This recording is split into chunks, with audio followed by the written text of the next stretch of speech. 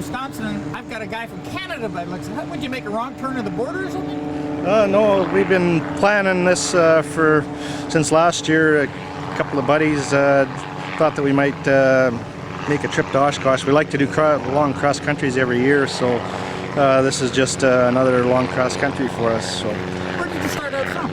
I left from Lethbridge, Alberta on Thursday of last week. So, you make this all in one trip? A series of short hops like you did? Well, like any cross country, it's just a series of hops. Generally, I've been making about 2 hours per hop, and I first flew to Regina and picked up my buddy Ken Lum in Regina. He's flying his Challenger 2 down, and the two of us came together. Another friend from Lethbridge was supposed to come in the Sky Raider, but he just wasn't able to make it this year because of work. You mentioned this is like a whole bunch of short cross-country flights.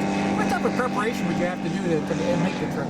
Well, you just take a look at where you're going, plot a route on the map, and then try to find some airports that you think you can get some fuel and things like that. And when you're coming this far, you have a bit of a time trying to find exactly what you need. I just bought the American flight airport directory, and that helped out quite a bit. And as it turned out, there's always a lot of people to help out along the way. When they see an ultralight, they just come out of the woodwork, it seems like. Any problems getting across the border?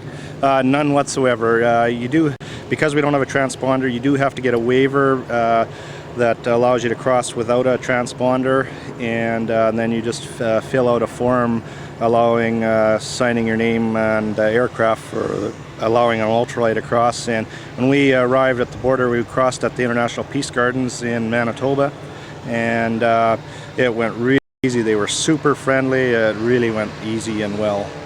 Now, again, getting back to the trip, how many hours did you fly and when did you start flying? Like 5, 6 o'clock in the morning? Or? We tried to get away early.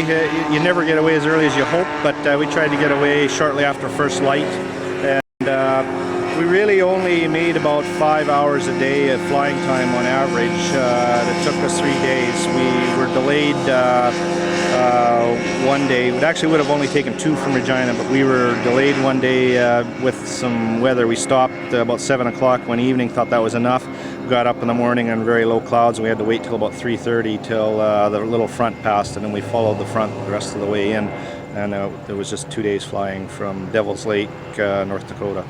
Now, what kind of food and fuel accommodations, how did you use the camp out as you were coming down? Yes, we did camp out. When we stopped, we had granola bars, trail mix, just in case we couldn't find anything. I have a little camp stove that a friend gave me, a real small one. I never used it because every place we stopped, there was always somebody there to give us something. Or when we went to Devil's Lake, there was a crop sprayer. D let us use his hangar, let us sleep at his hangar, give us his truck to use. We went downtown. It just worked out really well. You're flying what airplane? I'm flying a Beaver RX 550. It was originally a Spectrum in 1987, but I've basically made all the change-ups to make it an ASAP type RX 550 Plus. I've got the ASAP new wing on it, and I'm real happy with it. It works real well, and ASAP has given me tremendous support. Now, the airplane, when it's equipped, what do you got, a little 503 Rotax on it? I have the original old 503 with point single ignition, and I have the old original gearbox, which they call an A-box now. It still keeps on trucking that thing. Now, you built the plane from a basic kit, or did you buy the airplane? My father actually bought it in 1987 to try to get his sons interested. As you can see, it worked. He was an Air Force veteran overseas in 401 Squadron, and he always loved airplanes, never had one, and he bought this and built it, and he's got old enough that I acquired it from him.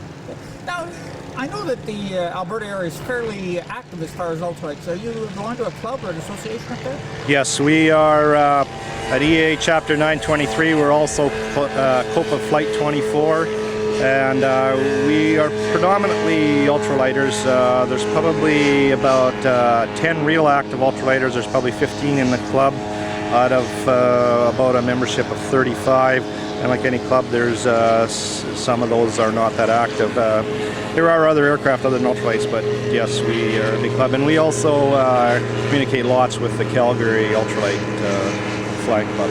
Now, you got any future adventures that you're looking at doing this little Beaver? Oh, I hope to just keep doing them. I have a personal goal to fly across Canada, and someday I'd like to circumvent Canada around the continental perimeter of Canada, and I just like to go and see as much as I can, and I'd like to go into the U.S. and fly around there some too.